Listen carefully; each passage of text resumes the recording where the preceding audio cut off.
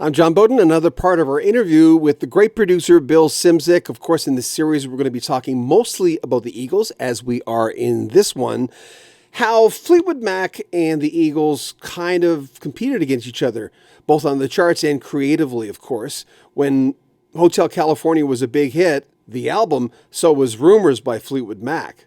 And when the follow-up came for Fleetwood Mac, which was Tusk, which was supposed to be a double album, and indeed it was, at one point, it gave the Eagles some ideas. Bill will talk about that. Also, Michael Stanley. He's worked with Michael Stanley quite a bit, but they were incredibly close, and he explains that in this clip. Also, the 50th anniversary of the Wishbone Ash album, There's the Rub, which was produced by Bill, is coming out next year, and Bill's actually working on that project right now. We're going to talk about that, and a lot more with one of my favorite producers, Bill Szymczyk, on Rock History Music.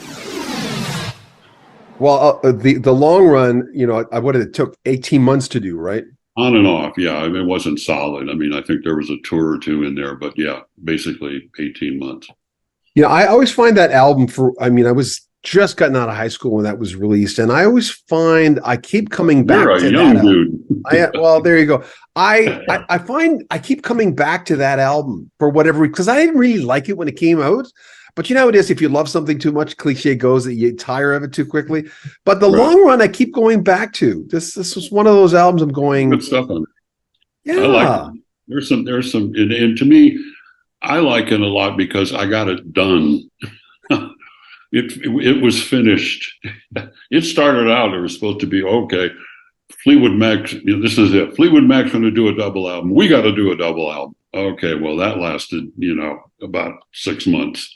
And we realized if you're going to write words like that, it's going to be 20 years from now before this album gets done.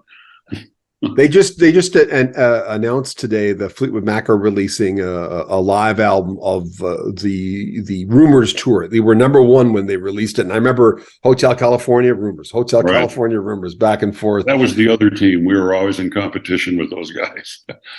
Yeah, but their double album, Tusk, I was surprised maybe 10 years ago. I looked back at the sales and I didn't realize Tusk sold so badly for an album that followed Rumors. Yeah, it didn't do as well as they expected, I think. Heartache Tonight. I talked to Andrew Gold before he died. I think you know where I'm going. Never Let Her Slip Away. I remember I asked him, I said, didn't the beginning of Never Let Her Slip Away kind of sound like Heartache Tonight? He says, well, as you know, I knew the guys, right? And he says, I came up to Glenn once and he says, I really like, and I've got him on tape saying this, so I really like the intro to that. And Glenn just says, yeah, I love it too. And that's all that he ever said. But did you know Never Let Her Slip Away? Did you ever know that song? No, yeah. I'm not familiar with that. It's very it's not the same. It's not the same, but it's quite similar. Michael Stanley, what 5 or 6 albums you did with him? Oh my God, no! I mean, geez, was there more? Initially, I did. Well, the first band was called Silk, and that got on the charts for 1 week at 191, and fell right off.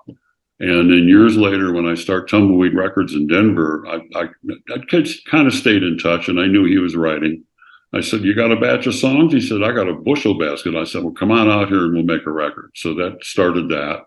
So I did one for Tumbleweed, one for MCA, and then he put the band together, Michael Stanley Band, and I did, well, I think like three albums, 4 albums, and then I had a day and night job called the Eagles at that point, and he went to famous producer school.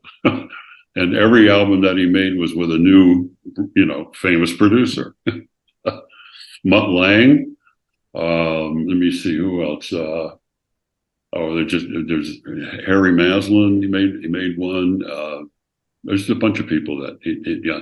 Then years later, after the band breaks up, and in 90 something, he's working in his home studio, writing and recording and writing and recording.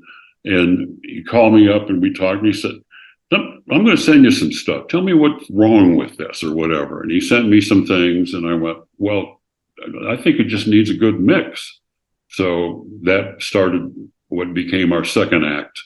And we made, I think, something like 20 some albums where he would record all, for a year or so and then call me up. Okay, I'm about ready. I'd take a bunch of gear out of my home studio, drive up to Cleveland, plug it into his studio, and we'd have 2 weeks of just incredible fun. He's one of those guys that never got, I always find his due. How would you, Michael Stanley to you how'd you describe the guy? Michael Stanley to me was my very best friend. Really?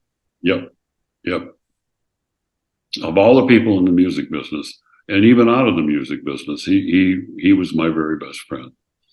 So Martin Turner called you one of his favorite producers, but you did one album with them, right?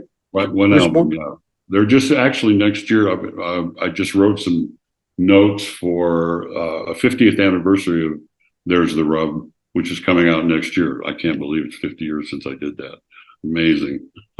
I was just listening to Persephone this morning. I'm going, what? It's one of their top 10 songs on Spotify, by the way. I hear you. Yeah. Yeah. I like your story about Lying Eyes, how you took different takes. Like I had no idea you would take, like the City Girl seemed to find out early, where that was different takes together. 6 different takes, 6 different vocal takes from 4 different days.